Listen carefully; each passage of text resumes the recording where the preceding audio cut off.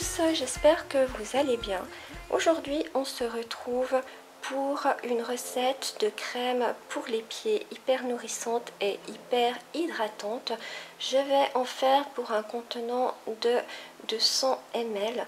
Ça va être une crème très épaisse, un genre de beurre, parce que en été j'ai toujours des problèmes avec les pieds très secs. Entre le chlore des piscines, le sel de la mer et le fait que je marche toujours pieds nus, mes pieds souffrent et il manque vraiment d'hydratation. Voilà, donc dans cette crème, je vais mettre 20 g d'huile de coco, 10 g de beurre d'amande qui assouplit et protège, 10 g de beurre d'olive qui nourrit et répare,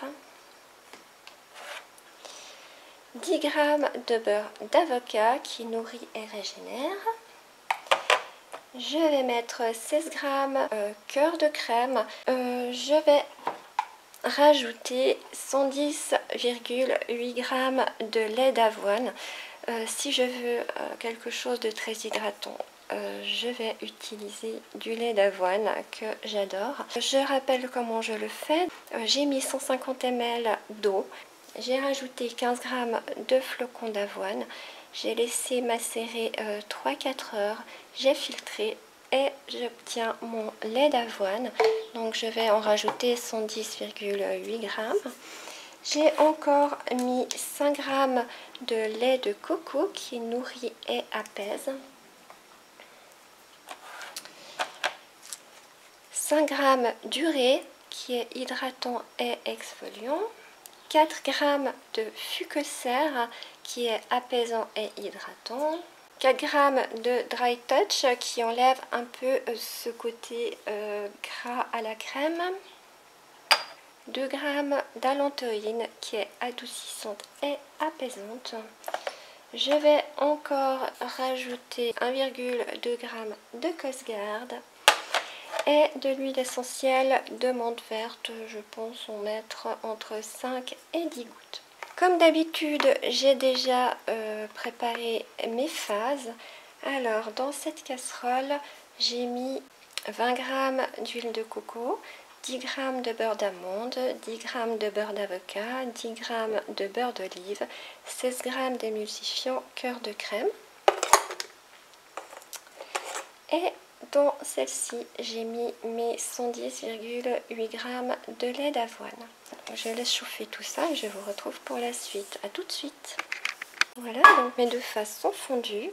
Je mets ma phase huileuse dans mon récipient. Je prends ma phase aqueuse et je vais rajouter mon lait de coco en poudre à mon lait d'avoine. Je vais mélanger. Je rajoute encore mon urée et je mélange. C'est pour éviter que les poudres ne se mélangent pas bien dans la crème. Je préfère directement les mettre dans l'eau pour qu'elles puissent bien se dissoudre. Voilà. Alors maintenant, j'incorpore mon lait d'avoine et mes poudres à ma phase huileuse tout en mélangeant.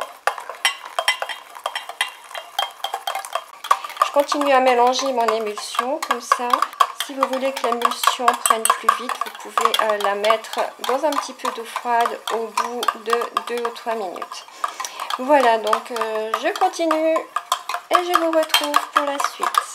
Mon émulsion est prise, donc ça me donne quand même quelque chose d'assez épais et je pense que ça va encore s'épaissir. Je vais commencer par rajouter mes 2 g d'allantoïne. Je mélange. Je rajoute encore mes 4 g de Fucoser. Et je mélange de nouveau. Je mets encore mes 4 g de Dry Touch. Et je remélange. Je rajoute mes 1,2 g de Costgarde et je remélange. Et je mets mon huile essentielle, donc je vais déjà commencer avec 5 gouttes.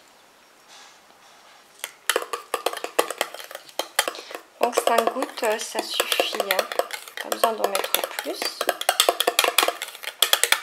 Et je la mets en pot, bien sûr mon pot est désinfecté.